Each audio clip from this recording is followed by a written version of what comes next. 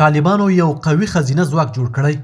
د افغانستان د اسلامي امارت ځینو چارواکو او اړوندو سرچینو ویلي چې طالبانو د امنیتي او ټولنیزو اړتیاو د پوره کولو لپاره یو خزینه ځواک جوړ کړی چې په ځانګړي برخو کې فعالیت کوي.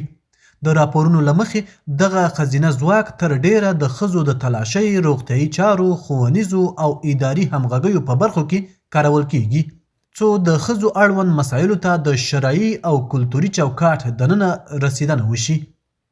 طالبانو ویلي د خزینه ځواک شتون د دې لپاره مهم ګڼل کیږي چې د ښځو اړوند چارې د ښځو لخوا تنظیم شي.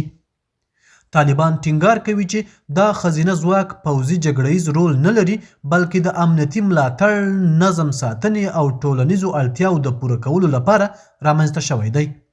د دوی په وینا دغه ځواک د ځانګړو اصولو او داخلي پالیسۍ له مخې فعالیت کوي. خو بل خوا د بشري حقونو سازمانونه او نړیوال څارونکي د طالبانو د ښځو پر سیاستونو نیوکې کوي او وایي چې د ښځو پر کار، زده کړو او ټولنیزو فعالیتونو محدودیتونه لا هم پر خپل ځای دي.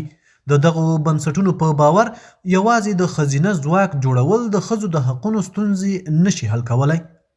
ځینې امنیتي شنونکي وایي که څه هم د خزینه ځواک جوړول د ادارې له نظره د طالبانو لپاره عملی اسانتیا برابروي، خو دا موضوع لا هم د نړیوالو لپاره د پوښتنې وړ ده او نږدې څارل کیږي. افغانستان دا مهال له پیچلو ټولنیزو او سیاسي حالاتو سره مخ دی او د طالبانو لخوا د خزینه ځواک جوړول د هیواد دننه او بهر بیلابیل غبرګونونه راپارولي دي.